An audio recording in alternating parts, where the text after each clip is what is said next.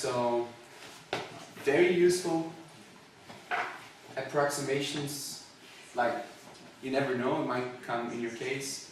Think of a year with 50 weeks, 3 years are 1,000 days, pi is 3. The rule of 72, you know that? It's really useful for composed interest. So you know how many years it will take to double your money or your investment if you have a tax rate or interest rate of 5% or 8%. So Google that one for business administration students, makes sense to know. Again, you're going to get this presentation, so don't worry about copying things. Some things you need to know by heart. How many hours there are in a week, how many minutes in an hour or seconds in an hour, and many others. It's good to know that by heart. And, very important, practice mental calculations. Before I went to my interviews, I just was walking on the street, calculating how much is 13 times 17 or 59. It makes your brain, the brain is kind of like a muscle, so you have to exercise it. I used a lot of calculators for my whole studies, so just got a bit rusty. This is I find it especially very interesting concept, which you're not going to find in books, so it's something I realized at Bain that we use a lot, and you can use for many things. It's very powerful. I call it the replacement concept. So, how many babies are born every day?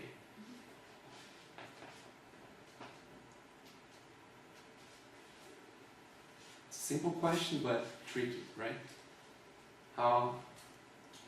Another book for this one, if you get. I would take the average population and divide it.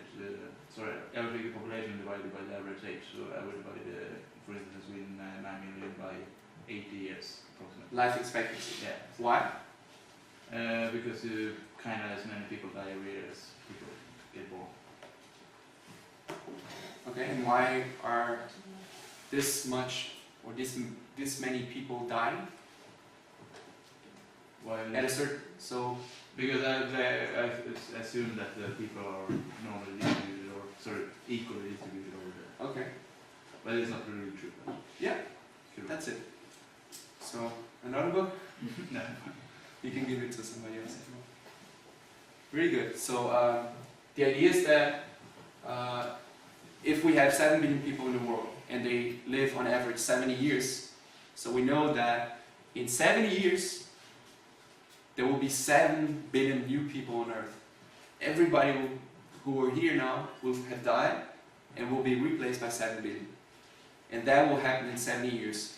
So we can just break that down if you think people are constantly dying and being born. Similar to what you said. Just divide 7 billion or the population by the life expectancy and you see how many people are being replaced every day. Very important point. This assumes implicitly that the population doesn't change, right? It's always being replaced equally. But if you think of India, this, what you said, wouldn't work. Because there be a lot more people being born or with 1 year than with 60, right? Dying. That's why I said Sweden. Yeah. But for many cases, so this is, let me just show you, like, again, the tree. Babies per day, babies born per year divided by how many days in a year. And babies born per year is people being replaced, which is what you said, population divided by expectancy, plus the increase.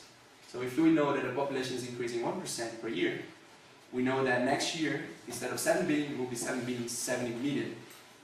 So the people who were born to replace those who died, plus those 70 million, which is the increase. So if it's not true that what you're calculating is constant, you need to add the increase.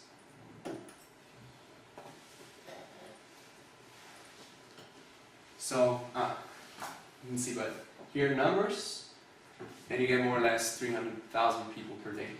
Here you could do like a sanity check. Makes sense.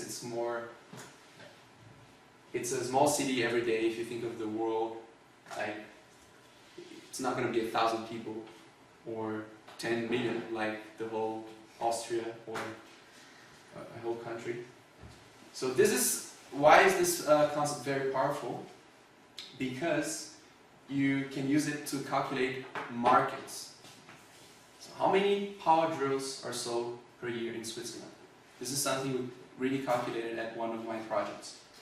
So you think of power drills as people. They have a lifetime.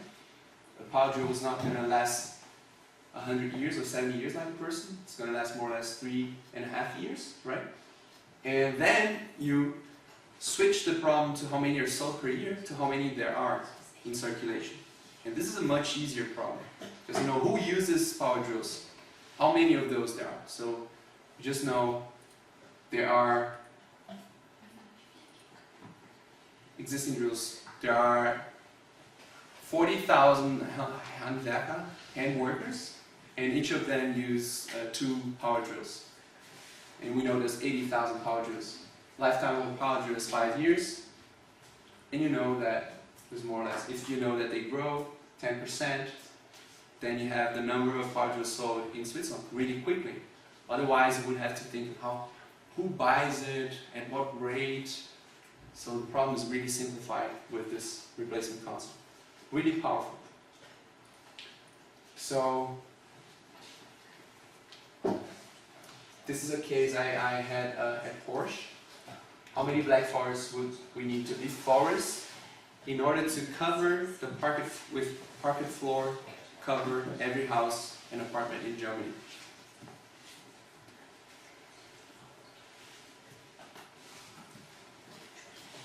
I had like 18 minutes to prepare a presentation, to structure it, and then to show it to them.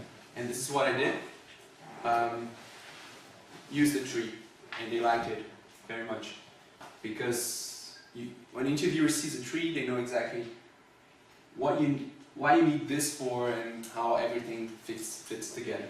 So, number of black forests is the wood needed for the German floor, divided by how much wood there is in the black forest.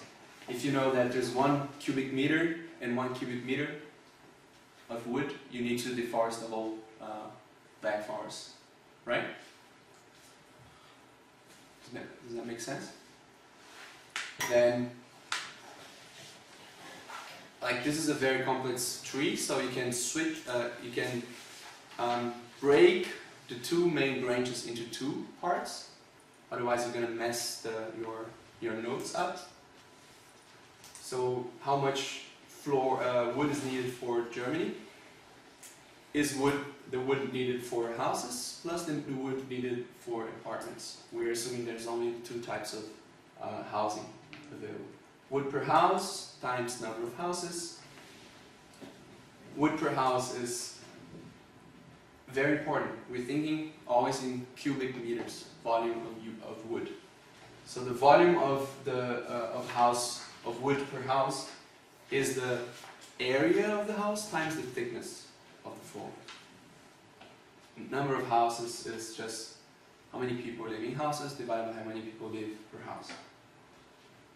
It's complex, right? But if the interviewer sees that, they know exactly why you're using the German population for, or why you need to know how thick the floor is.